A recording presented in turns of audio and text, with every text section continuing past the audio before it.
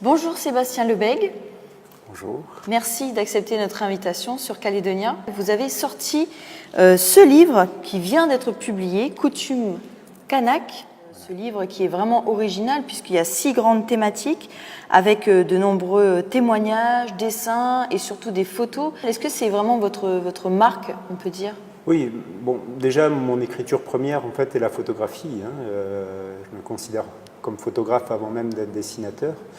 Et dans mes reportages, en fait, j'utilise des outils, et donc bien sûr l'appareil photo ou mon carnet de dessin, mon carnet de notes, etc. Et à chaque fois, ça dépend de la situation, ça dépend de ce que j'ai à noter. La photographie, elle va noter plutôt l'instant, le moment précis ou le geste, parce qu'il est particulier, il peut s'arrêter. Et d'autres moments vont être notés par le dessin parce qu'il faut prendre le temps, il faut savoir se poser, être avec les gens. Pourquoi aujourd'hui, 2 semaines après le référendum ? Ce projet n'est pas du tout politique, c'est un projet qui est là pour parler des gens, parler de leur culture, et dans le but de transmettre et de faire connaître. Pourquoi la Nouvelle-Calédonie ? J'ai une amie qui vivait à Pouilloux, à côté de Touault, et qui avait été accueillie par la tribu. La tribu s'était réunie pour lui construire une case. J'ai pu loger dans cette case. C'est la première fois que j'ai eu cette notion de coutume. Ce mot coutume, il est arrivé. Il y a la question, qu'est-ce que c'est la coutume, qui est restée avec moi pendant toutes ces années, jusqu'à ce que je puisse revenir pour faire ce travail-là. Voilà. Est-ce que c'est plus facile d'être étranger finalement pour écrire un livre de ce type-là ? Ça ne viendra pas de moi, mais ça viendra de personnes qui m'ont témoigné en fait de leurs difficultés en tant que Kanak, parce qu'ils n'avaient pas accès à l'information, ou parce que par leur position sociale, ils n'avaient pas le droit à l'accès à la parole, entre guillemets.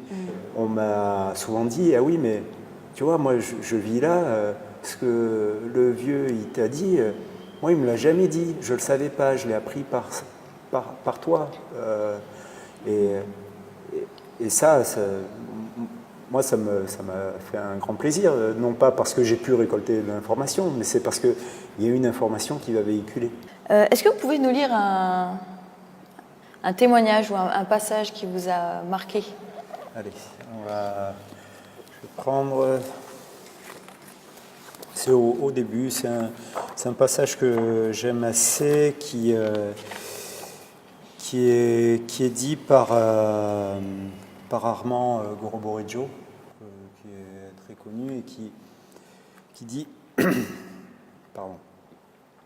Aujourd'hui, j'ai parlé depuis hier, j'ai parlé depuis longtemps, j'ai parlé depuis la nuit des temps, j'ai parlé jusqu'à hier, j'ai parlé jusqu'à aujourd'hui, et aujourd'hui, j'ai posé ma parole ici.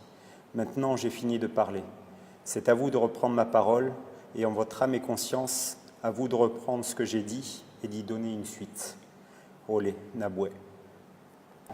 Quand il parle de ça, en fait, il parle aussi de l'évolution de la coutume.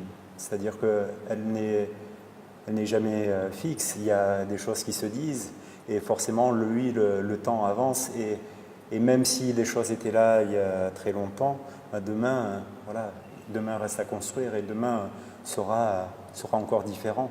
Et puis, quelle sera votre prochaine destination où vous allez pouvoir ressortir votre carnet de voyage ? Je continue en Polynésie. Voilà. Merci, à très bientôt. Merci à vous.